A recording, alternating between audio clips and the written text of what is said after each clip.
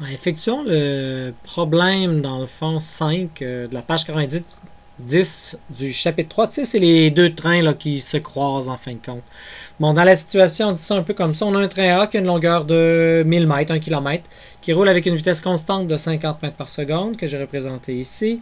Il y a un train B qui a une longueur de 500 mètres, 0,5 kg, qui démarre au moment où est-ce que l'arrière de A passe au niveau de l'avant de B. Le train B, il y a une accélération de 3, une vitesse maximale de 60.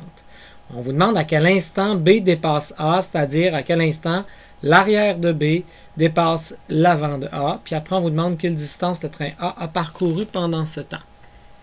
Donc, j'ai représenté ça comme ça. J'ai mes deux trains, un qui a 1000 mètres, l'autre qui a 500 mètres. Vitesse initiale ici, vous voyez, de 0. Une accélération de 3 puis une vitesse max de 60 pour lui. Ça veut dire qu'après, la vitesse max va continuer avec une vitesse constante. Lui, c'est donc un MRU pour lui. Lui, il y a une section MRUA. Bon, est-ce qu'il va le rattraper pendant qu'il est en train d'accélérer ou il va le rattraper post-accélération? Ça, il va falloir le déterminer. Mais là, c'est comme un peu spécial. Bon, ici, qu'est-ce qu'il y a de spécial? C'est le fait que, bon, j'ai un axe des X, ça va, il n'y a pas de problème. Mais c'est le fait qu'on parle d'arrière puis d'avant. Puis, tu sais, souvent, quand on fait nos problèmes, on va dire deux voitures se rentrent dedans. On parle-tu des bumpers? On parle-tu du centre de l'auto? Mais quand on dit que deux voitures vont se rentrer dedans, on parlait des deux. La distance qu'il y avait entre les deux voitures, c'était entre les deux bumpers, c'est entre les deux pare-chocs. Mais en bout de ligne, ici, il faut donc se définir un point de l'objet, puis c'est ce point-là qui va m'intéresser. Bon, puisqu'ils sont alignés ici, là, moi je vais mettre mon origine ici à 0, puis je vais regarder l'arrière toujours de A, puis je vais regarder toujours l'avant. Puis, dans le fond, ce qui se passe, c'est que je peux prédire où va l'arrière comme ça. Puis, vous voyez, l'arrière est rendu ici, à cet endroit-là, puis l'avant de lui, de B, est rendu ici. Donc, la situation finale, c'est pas lorsque XA égale XB, c'est pas ça du tout, là. Ce que je veux, c'est lorsque la position de B, XB, là, il va être quoi? Bien, il va être la position de A, mais à laquelle je vais mettre 1000, puis je vais mettre 500. Donc, ça va être la position de A plus 1500 mètres. Donc, moi, ce que je cherche, c'est l'instant à laquelle ça va arriver. OK. Maintenant que j'ai bien déterminé ça, il faut que je détermine si c'est avant ou après l'accélération qui va être capable de le rattraper. Donc, premièrement, on va peut-être résoudre assez rapidement, là, ça prend combien de temps pour accélérer? Bien, puisque je sais que sa vitesse max, c'est 60, puis qu'il accélère de 3 à chaque seconde, donc après une seconde, sa vitesse c'est 3, après 2 secondes c'est 6, après 3 secondes c'est 9, etc. Bon, pour se rendre à 60, ben, c'est 3 fois 20 qui va me donner. Donc ça prend 20 secondes ici, j'ai même pas besoin de calcul. Là. Ça prend 20 secondes pour me rendre à 60 mètres par seconde. OK? Donc en 20 secondes, ça ne me dit pas la distance qu'il va avoir parcouru, par exemple. Quelle distance va avoir parcouru mon objet?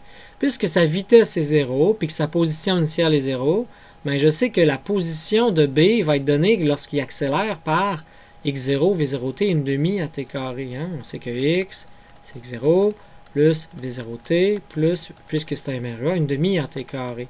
Mais ça, puis ça, c'est 0 au début. Hein? Donc, c'est juste une demi a fois le temps que je viens de trouver comme par hasard. Donc, ça fait une demi fois l'accélération de 3 fois 20 au carré. Puis ça donne 600 mètres. Ça veut dire que pendant son accélération, l'objet a avancé seulement de 600 mètres. Est-ce qu'il peut l'avoir dépassé? Mais non, c'est impossible. Il n'a pas fait 1500. Là.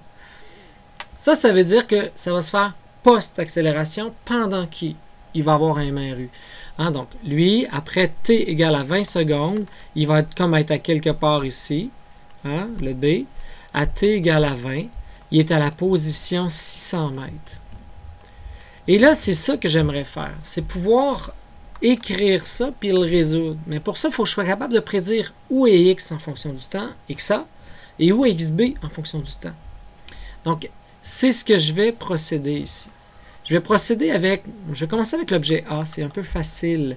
Est-ce que je peux prédire où est mon objet A? Ben oui, c'est un MRU. Donc, la position de A, c'est quoi? Mais après une seconde là, du début, là, il a fait combien? Mais si tu sais qu'il fait à 50 mètres par seconde, après une seconde, il fait 50 mètres. Après 2 secondes, 100 mètres. Après 3 secondes, bon, bref. Je vois que c'est 50 fois le temps. C'est la vitesse fois le temps. La position initiale étant 0. On pourra écrire ça comme ça. X est égal à x0 plus la vitesse constante fois le temps. Il n'y a pas d'accélération. Plus une demi à t carré, j'en mets pas. Donc, c'est juste ça qu'il y a. Puis x0, c'est 0. Donc, c'est juste... OK, on a prédit... Et remarquez que ça, c'est le temps du début, hein, à partir du début, t égale à 0 qui est là. Maintenant, ça va être plus dur un peu, c'est le B. Là, on parle de la section à laquelle il est en MRU qui va se croiser. Est-ce que je peux prédire où est-il à partir, dans le fond, de la 20e seconde? Dans le fond, ici, c'est le même principe. La position de B, c'est une position initiale de B, la vitesse fois le temps. Sauf qu'attention, son mouvement MRU, il commence à t égale à 20, lui. Puis, il n'est pas à une position de 0 à ce moment-là, il est à une position de 600. Donc, lui, il est à une position de 600, mais ça commence à la 20e seconde. Il est en retard. C'est comme s'il était à cet endroit-là, puis son mouvement commençait 20 secondes après l'autre, en retard. Donc, ça veut dire quoi? Mais tu pourrais-tu me dire, à la 21e seconde, si à 20 secondes, il est là, 21e seconde, il est rendu où? Il a fait combien? Bien, s'il va à 60 mètres par seconde, il a fait 60 mètres de plus. Hein? Donc, il a fait 60 fois 1. Si c'est 2 secondes, à la 22e, tu ferais 2 fois 60, 120. Donc, en fin de compte, je ne sais pas si tu vois là, ça fait 60, la vitesse. Mais comment je fais pour faire, s'il est à la 21, pour dire que c'est 1 seconde? Bien, ça fait T-20 dans le fond, hein? La notion de retard. Vous voyez, si je mets 21, ça fait 21 moins 20, ça fait 1 seconde fois 60, 660. Ah, youpi, j'avais trouvé à la 21e seconde. Donc, c'est ça la notion de retard ici, et ça va me permettre de prédire où est mon objet en fonction du temps. Et ce temps-là est nécessairement plus grand que 20, c'est ma condition. Et c'est le temps mesuré à partir de l'horloge de A. Okay? Donc, le temps initial de 0 du début. Donc, à partir de là, ben, je peux résoudre mon système tout simplement.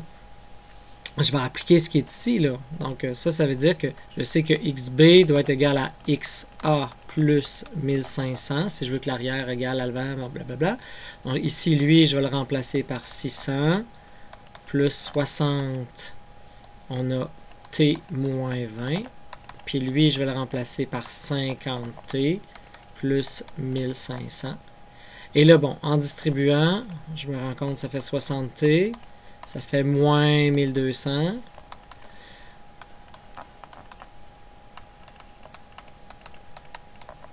Automatiquement, bon, le 1200 s'en va de l'autre côté, ça va faire 2700. Puis avec mon 600, ben, il me reste 2100. Puis ici, 60 et 50, vers l'autre bord, ça fait 10T. Donc, T est égal à 210 secondes. Ce 210 secondes-là, c'est l'instant où ils se croisent à partir du début, du chrono du début. OK? Bon, maintenant, où est A?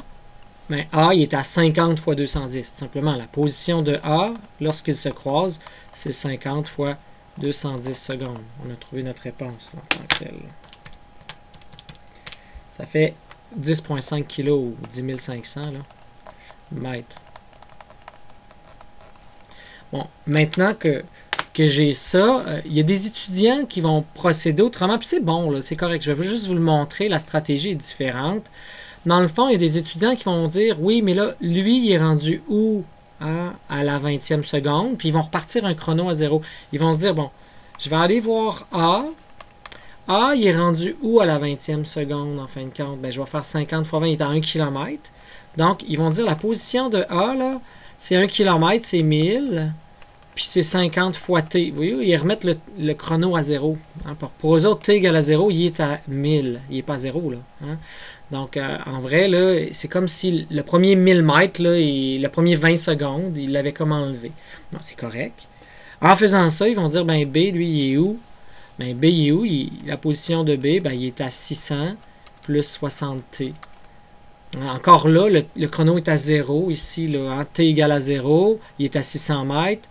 Puis lui, t égale à 0, tu à 1000 mètres. Au moment, dans le fond, à la 20e seconde, puis là, il rajoute une seconde de plus, 2 secondes de plus. Fait que ça, c'est correct. Il faut encore qu'il n'oublie pas de faire XB, c'est XA plus 1500. Donc, en prenant le temps de résoudre ça, vous voyez, ça fait 1000 plus 50T ici, là, à place, là. Plus 1500. Donc, automatiquement, on va avoir encore notre 10T de ce bord-là, notre 60 puis notre 50. Mais là, de ce bord-là, ça fait 2500 moins 600, il me reste 1900. T est égal à 190 secondes. Mais attention, il faut rajouter notre 20 secondes qu'on avait enlevé. Il ne faut pas l'oublier, ça. Puis là, après, ben, tu peux trouver la position finale aussi de tout ça. Donc, c'est correct, il n'y a pas de problème, soyez cohérent dans votre façon de le résoudre, ça me dérange pas, mais tu sais, présentez-moi de façon logique et claire là, pour que moi je comprenne ce que vous avez fait.